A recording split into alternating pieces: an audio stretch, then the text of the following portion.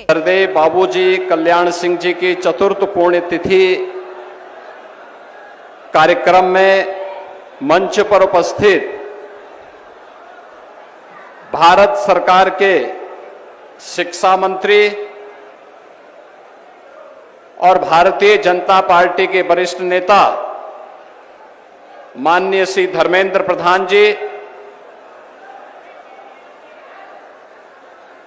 केंद्रीय मंत्री माननीय श्री जितेंद्र प्रसाद जी, पूर्व राज्यपाल और भारतीय जनता पार्टी के वरिष्ठ नेता माननीय कलराज मिश्रा जी, पूर्व केंद्रीय मंत्री, पूर्व मुख्यमंत्री माननीय साध्वी उमा भारती जी, उत्तर प्रदेश सरकार में मंत्रिमंडल के मेरे सहयोगीगण, उप मुख्यमंत्री द्वय श्री केशव प्रसाद मौर्य जी, श्री ब्रजेश पाठक जी,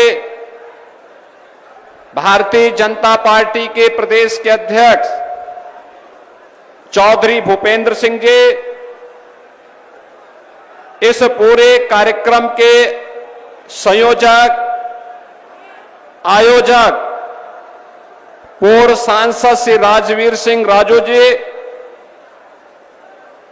उत्तर प्रदेश सरकार में मंत्रिमंडल के मेरे सहयोगी और कार्यक्रम के आयोजक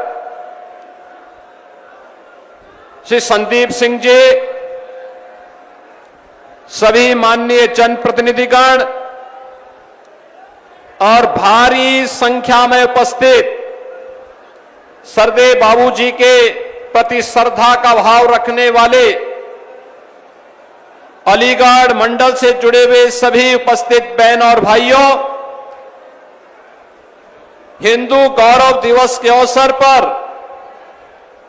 सरदेव बाबूजी की स्मृतियों को नमन करते हुए मैं आज के इस अवसर पर प्रदेश की जनता की ओर से, हर राम भक्त की ओर से उन्हें उत्तर प्रदेश सरकार और उत्तर प्रदेश की जनता जनार्दन की ओर से विनम्र श्रद्धांजलि अर्पित करता हूं। बहनों और भाइयों, ये चतुर्थ पुण्यतिथि है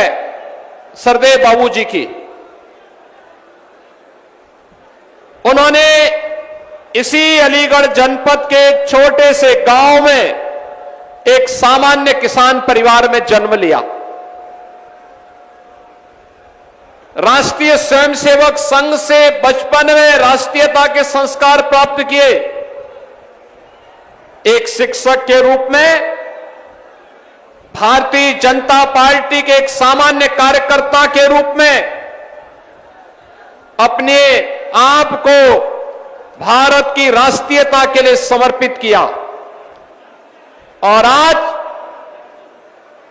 जिस भी क्षेत्र में सरदेव बाबूजी को कार्य करने का अवसर प्राप्त हुआ, उन्होंने अपने आदर्शों की एक छाप छोड़ी। 1977 में स्वास्थ्य मंत्री के रूप में स्वास्थ्य सेवाएं कैसे होनी चाहिए, 1990 में उत्तर प्रदेश की बिगड़ी हुई हालात में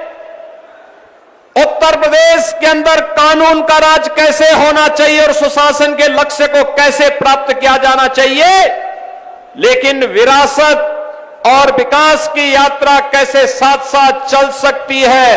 अपने छोटे से कार्यकाल के दौरान सरदेव बाबूजी ने उत्तर प्रदेश में करके दिखाया। और उसके उपरांत जब उनकी चुनी हुई सरकार को अलोकतांत्रिक तरीके से कांग्रेस ने भंग करने का काम किया था, बर्खास्त करने का काम किया था, राम जन्मभूमि के लिए उन्होंने क्षण भर की भी देरी नहीं की और अपने पद को छोड़ करके उन्होंने इस बारे में कहा था कि हां, अयोध्या में विवादित ढांचा के गिरने की जिम्मेदारी मैं ले रहा हूं अपने ऊपर, किसी राम भक्त का कोई बाल बांका नहीं होना चाहिए। बहनों और भाइयों, जब श्रेय लेने की होड़ हो और जब मामला बिगड़ता है तो दूसरों के ऊपर डालने की एक स्थिति देखने को मिलती हो, उन स्थितियों में बाबूजी ने उस समय सारी जिम्मेदारी अपने ऊपर लेकर के गुलामी के ढांचे को, उसकी जो गति होनी थी उसको दुर्गति तक पहुंचा करके श्री राम जन्मभूमि में भव्य मंदिर निर्माण का मार्ग प्रशस्त किया है। आज बहनों और भाइयों, उत्तर प्रदेश में पिछले 8-8.5 वर्ष के अंदर विकास के लिए, सुशासन के लिए, समृद्धि के लिए, सुरक्षा के लिए आदरणीय प्रधानमंत्री मोदी जी के नेतृत्व में, उनके मार्गदर्शन में जो कुछ भी हम कर पाए हैं उसकी आधारशिला सरदेव बाबूजी के द्वारा दी गई 1990-91 की और 1996, 97, 98 में उनके द्वारा जो सरकार बना करके जो न्यूज की आधारशिला रखी गई थी, उसी आधारशिला पर आज डबल इंजन की सरकार कार्य करते हुए उन आदर्शों को अंगीकार करते हुए आगे बढ़ाने का कार्य कर रही है। और आज सरदेव बाबूजी के प्रति यही विनम्र श्रद्धांजलि अर्पित करने के लिए हम लोग आए हैं। याद करिए, बुलंदशहर सरदेव बाबूजी की कभी विधानसभा हुआ करती थी। वहां पर प्रधानमंत्री मोदी जी की प्रेरणा से बने हुए राजकीय मेडिकल कॉलेज का नामकरण सरदेव बाबूजी के नाम पर किया गया। प्रदेश के सुपर स्पेशलिटी कैंसर हॉस्पिटल का नामकरण सरदेव बाबूजी के ही नाम पर लखनऊ में किया गया और उनकी भव्य प्रतिमा का भी स्थापना वहां पर की गई। बहनों और भाइयों, जो लोग आज पीडीए के नाम पर समाज को बांटने का प्रयास कर रहे हैं, ये वही लोग हैं जब इनकी सरकार हुआ करती थी, दंगे होते थे,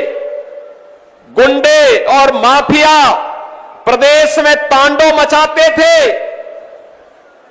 और हर पर्व और त्योहार के पहले उन पर्व और त्योहारों पर कोई ग्रहण सा लग जाता था दंगों का। ये वही लोग हैं जब उस समय पार्टी बनकर के इस हिंदू समाज को कोई पर्व और त्योहार नहीं मनाने देना चाहते थे। ये वही लोग हैं जो कांवड़ यात्रा में रोक लगाते थे, विजयादशमी में दुर्गा पूजा के अनुष्ठान को नहीं होने देते थे, होली और दीपावली के कार्यक्रमों में तमाम प्रकार से व्यवधान पैदा करने का कार्य करते थे। उस समय इनके द्वारा जो तुष्टीकरण की नीति थी, आज प्रधानमंत्री मोदी जी के नेतृत्व में तुष्टीकरण नहीं, सबका साथ और सबके विकास के साथ संतुष्टीकरण की नीति है। विकास सबका, सुरक्षा सबको, लेकिन तुष्टीकरण किसी का नहीं, तुष्टीकरण किसी का नहीं। अगर गुलामी के अंशों को समाप्त करना है, विरासत पर गौरव की अनुभूति करना है, तो अयोध्या में राम मंदिर का भव्य निर्माण उसकी एक अनुपम छाप के रूप में, एक अनुपम मिसाल के रूप में हम सबके सामने है। हम सब अयोध्या की इस विरासत पर गौरव की अनुभूति करते हैं। एक तरफ भारतीय जनता पार्टी की डबल इंजन की सरकार के द्वारा अपनी विरासत का, आध्यात्मिक विरासत के संरक्षण के लिए कार्य किया जा रहा है, तो जो कहा सो करके दिखाया। जम्मू कश्मीर में धारा 370 समाप्त करके हमेशा के लिए आतंकवाद पर नकेल कसने के लिए जो कार्य किया गया, यह अभी स्वतंत्र भारत और 140 करोड़ का भारत आज उसका प्रत्यक्षदर्शी है। वो इस बात का अनुभव कर रहा है कि घोषणाएं बहुत होती थी,